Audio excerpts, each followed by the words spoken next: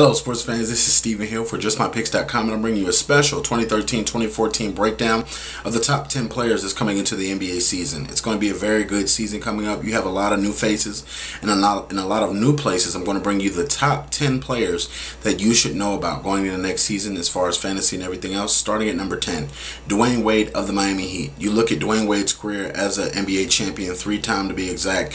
You look at what he's done even with knee injuries all the way from Marquette to even now. You look at the purpose he has, and as far as his team goes, being the secondary scorer to LeBron James, being the secondary captain to LeBron James, and really being one of those guys that you look at and he can change the game with defense or offense.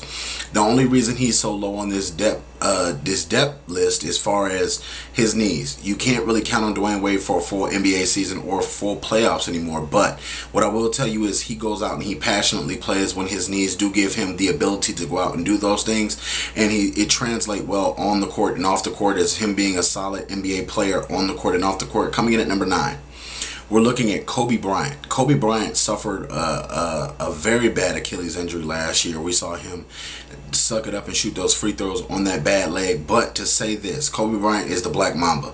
A lot of people count him out. A lot of people say that, oh, he can't do this, he can't do that. He continuously proves them wrong.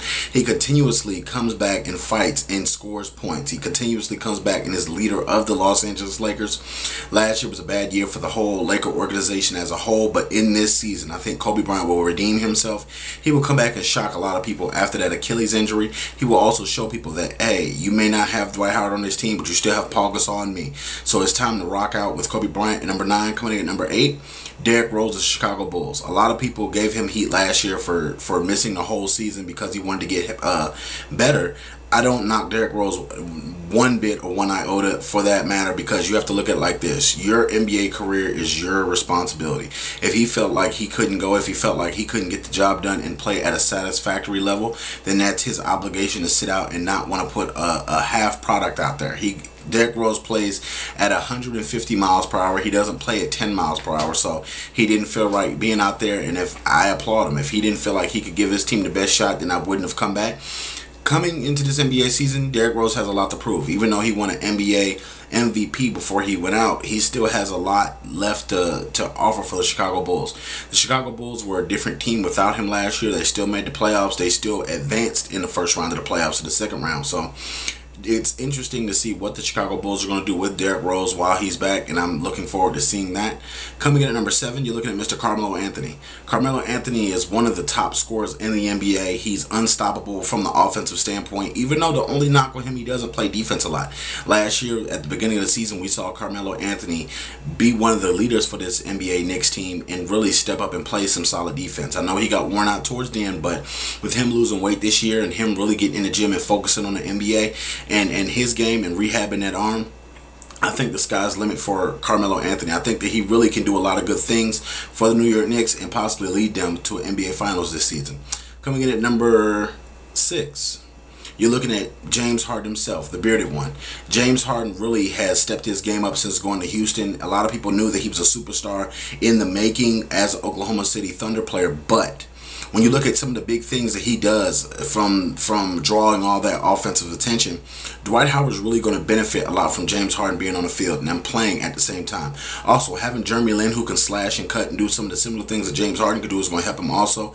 You're going to see his scoring possibly dip a little bit this season because Dwight Howard is in Houston now, but you will see his leadership come out. You will see that Kevin Durant gene come out, where he can, in the fourth quarter, take over the game. You will also see him be a leader off the court also more, and really mentor a lot of these young Houston Rockets and really get that team in a place where they can vie for an NBA championship within the next coming year or so. So I'm looking at James Harden number 6. Coming at number 5, CP3, Chris Paul. With having new coach Doc Rivers in Los Angeles and really getting rid of their old head coach, they're getting away with Lob City. They're getting back to the fundamentals of basketball. That means DeAndre Jordan and company will have to step up, play defense, and play offense. Blake Griffin will not be a one-trick pony anymore. Doc Rivers is going to really earn his pay out there in Los Angeles. They do have a deep bench, but getting rid of Bledsoe I don't think was a good idea. I think that in the long run that's going to hurt the Clippers, but while CP3 is healthy healthy and he's on the court, he is one of the best point guards in the game. He commands a double team, triple teams at times. He also demands respect from his opponents and from his teammates. I think that this is a good fit for him at number 5. I feel like he has the right things, the right intangibles as a floor general to get the job done and really get his team over the hump. They just need to finish in the fourth quarter in the NBA playoffs. Coming in at number 4, you have Dwight Howard. A healthy Dwight Howard is the best center in the NBA. I'm just going to put it like that. Last year, he was not healthy, coming off back surgery and having that torn labrum in his arm. Dwight Howard sucked it up and showed us he can really still average a lot of points and a lot of rebounds, even though he's hurt. Dwight Howard is a beast. With a healthy Dwight Howard playing like he played in Orlando and him learning new offensive moves from Hakeem the Dream Olajuwon, there's not going to be a center in the NBA who can deal with him one-on-one. I don't care if it's Roy Hibbert. I don't care if it's Andrew Bynum. He's too physical. He's too fast. He's too much in shape. Dwight Howard is called Superman for a reason. There's no other center in the NBA that you vehemently call Superman. You can't find another center in the NBA that you really can look at and say, okay, he's on the rise. Shaq, since Shaquille O'Neal left the NBA, Dwight Howard has been the best center in the NBA. So I look at it, the torch is passed from Shaq to Dwight Howard as the best big man in the NBA, and I'm looking forward to Dwight Howard proving me right and showing me some of the things that he can do. Coming in at number 3, Tony Parker. Tony Parker led the Spurs to the NBA Finals last season. I know that Danny Green got hot in the playoffs and Kawhi Leonard did also, but you have to look at the full NBA season. Tony Parker did his thing, was the MVP of his team. He led an older Spurs team with Greg Popovich, Tim Duncan, and those boys, and really got the job done when it mattered. He really, even though they choked that last couple of games in the playoffs, looking over this season, he is going to continue to get better. The Frenchman will continue to play at a very high level. Speedy. Expect him to get injured throughout the season, but he will produce for the San Antonio Spurs and have them in one of the top 3 spots out west. He's just too valuable to the San Antonio Spurs to go anywhere else because they need him to lead this offense. He brings a certain kind of toughness, a certain kind of swagger to the San Antonio Spurs. A lot of people say that he does a lot of nothingness and he doesn't get the job done. Hey, you got to look at it like this. Tony Parker's leading a team that has Manu Ginobili, Tim Duncan, and those are older players that used to be superstars. So the Frenchman, it's his time right now. Tony Parker will get the job done and help the San Antonio Spurs hopefully go back to the NBA playoffs yet again this season. Also, having Greg Popovich as a coach really keeps you in line, really keeps that ego in check. Coming in at number 2, Kevin Durant of the Oklahoma City Thunder. I can't say it enough. Without Russell Westbrook, the Oklahoma City Thunder will not win an NBA title. He's just too valuable. But Kevin Durant brings a certain type of freshness to the game. He's 6'11". He's long, lanky, can shoot, can dunk the ball, can really get out of double teams. He really can pass the ball well. He can do a lot of good things well. Being the second best player in the NBA shows you that he still can improve on a lot of things. He doesn't settle for just being the second best. He's continuously trying to get after our number 1 spot guy on this list. But Kevin Durant, I have no complaints, no doubts about Kevin Durant getting better. No, nothing. Kevin Durant is clutch. He's playing at a very high level in Oklahoma City Thunder. He's made them a contender year after year after year. Even with losing James Harden to the Houston Rockets, they still produced and overcame them in the NBA playoffs. So I'm looking at Kevin Durant saying he's the second best player in the NBA, and the list is topped off by none other. LeBron James. LeBron James is a fabulous athlete, really leading the Miami Heat since coming from the Cleveland Cavs. You've seen him in the NBA Finals. This will be a 4th time in a row. Back to back to back to back. They've won 3 out of the 4 that they've went to the finals with. And they continuously win games by different ways, whether it's LeBron scoring, LeBron playing great defense, LeBron averaging a lot of assists. He does a little of everything. He reminds me of Oscar Robertson.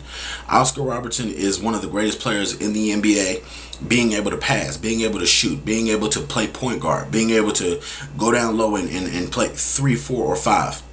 LeBron does it all. He transitions his game and constantly tries to get better. Even though he's the best player in the NBA, he's still trying to get better. He thinks that somebody out there is better than him. He's still trying to do it.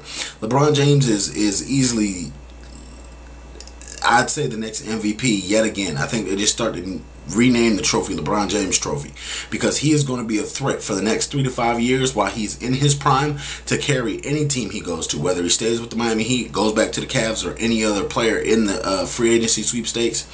And these are the top 10 players that are going to be of next season and this season, and you're just looking at a fantastic onslaught of talent. Also, I'm going to give some honorable mentions. 11 was Russell Westbrook. It was a very tough test for me, but without Russell Westbrook coming back healthy earlier this offseason, he had to go back and have another surgery to get that cleaned up yet again. That scares me a little bit. That's one of the reasons he wasn't on this list. But Russell Westbrook with Kevin Durant is lethal for the Oklahoma City Thunder, and a healthy Westbrook would definitely be on this list. If he wasn't battling knee injuries, he'd definitely be very high on this list also. The second notable mention, Stephen Curry. Stephen Curry is a flat-out stud. Can shoot the ball from anywhere on the court, but his ankle injuries scare me. I have to see him do it for a full season yet again and help his team get back to the playoffs and not be a one-hit wonder. Mark Jackson's out there doing his thing. Also, having Klay Thompson on your team makes for another deadly shooter. You know, having that Andrew Bogut down low now, it's looking like a good thing out there out west in Golden State Warriors in the city of Oakland.